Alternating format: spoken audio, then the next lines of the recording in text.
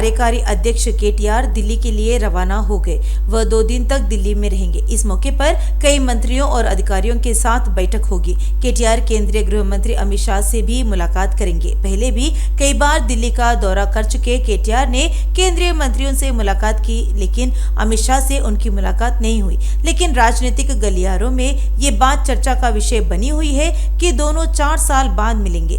कहा जा रहा है कि वह राज्य की परियोजनाओं के लिए केंद्रीय समर्थन मांगने के लिए दिल्ली दौरे पर जा रहे हैं। लेकिन पता चला है कि केटीआर और अमित शाह के बीच बैठक में अन्य राजनीतिक मुद्दों पर भी चर्चा होने की संभावना है। बीआरएस पार्टी के सूत्रों का कहना है कि केटीआर एक बार फिर राज्य के लंबित मुद्दों पर अधिक दबाव बनाने के लिए दिल्ली जा रहे हैं, क्योंकि राज्य सरकार द्वारा किए गए विभिन्न विकास कार्यक्रमों के लिए केंद्र सरकार से समर्थन नहीं मिल रहा है। बताया गया है कि केटीआर रसुलपुरा में किए गए सड़क विकास कार्यक्रमों के लिए गृह विभाग के तहत जमीन के बारे में अमित शाह से बात करेंगे। ऐसा लगता है कि शहर में स्काई रोड के निर्माण के लिए रक्षा विभाग द्वारा मांगी गई छावनी की जमीनों के मुद्दे पर रक्षा मंत्री राजनाथ सिंह के साथ बैठक होगी। मेट्रो के विस्तार को लेकर केटीआर संबंधित विभागों के केंद्रीय मंत्री के साथ बैठक करेंगे।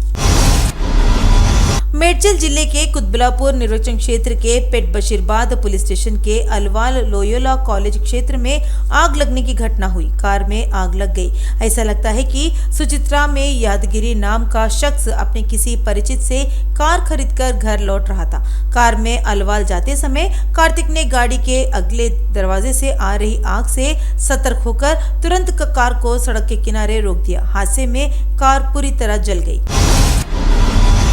राज्य में सत्तारूढ़ बीआरएस और केंद्र सरकार में बीजेपी के बीच सुलह की खबरों के बीच केंद्रीय मंत्री किशन रेड्डी ने बीआरएस सरकार की आलोचना की है। उन्होंने स्पष्ट किया कि बीजेपी ने अब तक बीआरएस के साथ गठबंधन नहीं किया है। उन्होंने आरोप लगाया कि जिस स्वर्णिम तेलंगाना को सैकड़ों लोगों ने हासिल किया, उस पर एक ही परिवार का कब्जा है। उन्होंने कहा कि सीएम केसीआर के परिवार ने जनता के हजारों करोड़ों रुपए लूटे हैं। उन्होंने आलोचना की कि वे उस पैसे से सत्ता में वापस आना चाहते हैं। उन्होंने कहा कि बीआरएस शासन में तेलंगाना भ्रष्ट हो गया है और भारतीय जनता पार्टी बीआरएस के विकल्प के तौर पर खड़ी होगी। किशन रेड्डी ने कहा कि कांग्रेस और बीआरएस दोनों एक है। उन्होंने कहा कि अगर कांग्रेस विधायक जीतते हैं तो वे फिर से बीआरएस में शामिल हो जाएंगे। उन्होंने कहा कि तेलंगाना में लोकतांत्रिक सरकार केवल बीजेपी के साथ ही संभव है। किशन रेड्डी ने साफ कर दिया कि तेलंगाना में बीजेपी की सरकार आएगी। खैरताबाद गांधी कुटीर में बीजेपी ओबीसी के महासचिव केशव बोयना श्रीधर ने नेतृत्व में डोर टू डोर बीजेपी कार्यक्रम का आयोजन किया गया। उसी के एक भाग के रूप में शो को एक अभिनव तरीके से चलाया गया। उन्होंने घर घर जाकर बड़े पैमाने पर दौरा किया और लोगों को मोदी द्वारा शुरू की गई योजनाओं के बारे में बताया। उन्होंने प्रत्येक परिवार को केंद्र सरकार की योजनाओं के बारे में बताया। लोगों को हैंडआउट दिए गए और दीवारों पर स्टिकर चिपकाए गए। घर घर जाकर मोदी के 9 साल की उपलब्धियों के साथ साथ किए गए विकास कार्यक्रमों और केंद्र सरकार द्वारा तेलंगाना राज्य को दिए गए फंड के बारे में बताया गया। श्रीधर ने कहा कि सीएम केसीआर तेलंगाना की जनता से झूठ बोल रहे हैं कि केंद्र सरकार तेलंगाना राज्य को लाखों करोड़ रुपए का फंड आवंटित कर रही है। उन्होंने कहा कि केंद्र में तीसरी बार बीजेपी की सरकार आएगी और राज्य में भी बीजेपी सत्ता में आएगी। विधायक जग्गारेड्डी ने मांग की कि पुलिस एनएसयूआई के प्रदेश अध्यक्ष बालमुरी वेंकट के ठिकाने का तुरंत खुलासा करे। विधायक जग्गारेड्डी एनएसयूआई अध्यक्ष वेंकट के लिए आदिबटला पुलिस स्टेशन गए।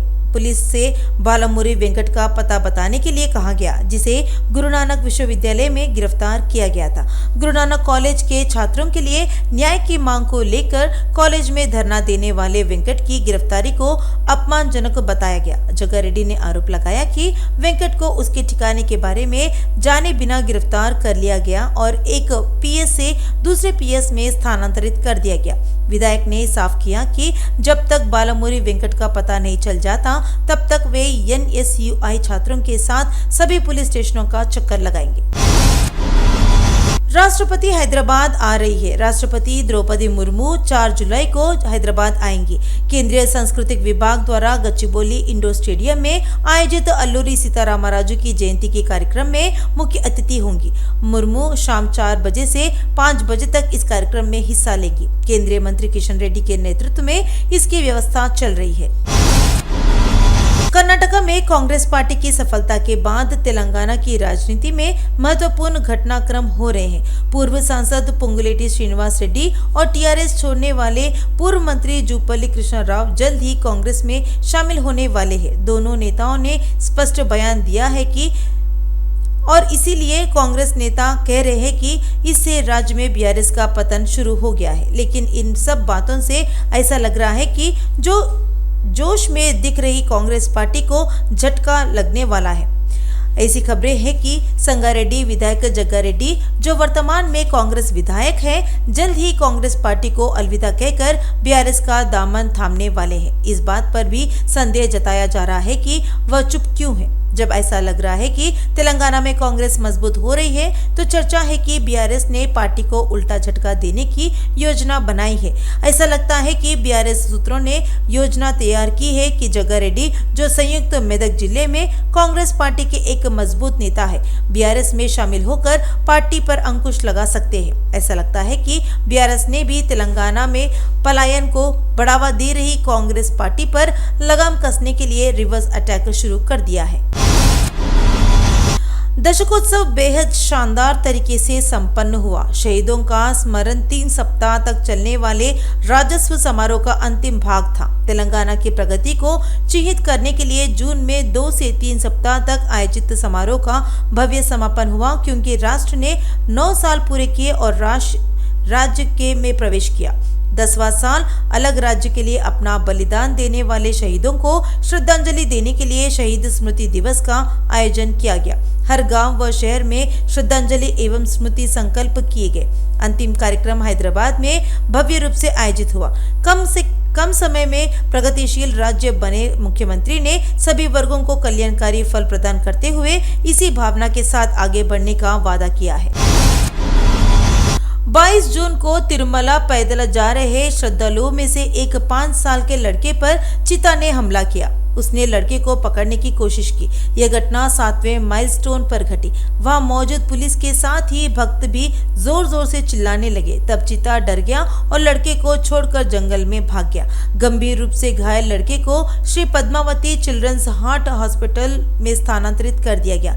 टीटीडी के अध्यक्ष YV सुब्बा रेड्डी ने चीता के हमले में घायल हुए 5 वर्षीय लड़के से मुलाकात की। उन्होंने उस लड़के के बेहतर इलाज का आदेश दिया, जिसका इलाज श्री पद्मावती चिल्ड्रन हॉस्पिटल में किया जा रहा है। हैदराबाद में एक बार फिर ड्रग पकड़े गए। फिल्मनगर और वनस्थलीपुरम में चल रही थी ड्रग की बिक्री। इरफान का संबंध टोली चौकी से है, जो मुंबई से ड्रग खरीदकर शहर में बेचता है। फिल्मनगर में प्राइवेट नौकरी करते हुए ड्रग्स बेचने वाले इरफान नाम के शख्स को पुलिस ने पकड़ लिया। पुलिस के लोग जाल बिछाकर इरफान के पास गए और उसे ये कहकर फंसा दिया कि उसे ड्रग्स चाहिए। इरफान ने सोचा कि वह ग्राहक है। उसने यस को ड्रग्स का पैकेट दिया। पुलिस ने 8 ग्राम हेरोइन बरामद की। आरोपी को गिरफ्तार कर पूछताछ की गई। वनस्थलीपुरम में पुलिस ने बड़ी मात्रा में ड्रग्स जब्त किया है। मुलुगु विधायक सीतक्का, युवा कांग्रेस के प्रदेश अध्यक्ष शिवसेना रेड्डी, अभियान समिति के संयोजक असमतुल्ला, OU JSC अध्यक्ष लोकेश यादव ने CLP नेता भट्टी विक्रमार्क से मुलाकात की, जो केटेपल्ली पैदल यात्रा शिवरी में लू के कारण बीमार पड़ गए थे। डॉक्टर विनोद कुमार गौड़ ने भट्टी को सुझाव दिया कि 2 दिन आराम जरूरी है। डॉक्टर के निर्देशानुसार लोगों का मार्च 2 दिनों के लिए स्थगित कर दिया गया है। अल्प विराम के बाद भट्टी पदयात्रा आज से शुरू कर दी गई है। हैदराबाद के मौसम विज्ञान केंद्र ने कहा कि दक्षिण पश्चिम मानसून के प्रभाव के कारण अगले 5 दिनों में तेलंगाना में भारी बारिश होने की संभावना है। विशेष रूप से आज और कल भूपालपल्ली, मुलुगु भद्राद्री, खम्मम, नलगोंडा, सूर्यापेट, आदिलाबाद, कोमरमभीम, आसिफाबाद, मंचिर्याला, निर्मल, निजामाबाद, जगित्याला, करीमनगर, पेद्दपल्ली, संगारेड्डी, मेदक और कामारेड्डी जिलों में ने येलो अलर्ट जारी किया है कि भारी बारिश की संभावना है।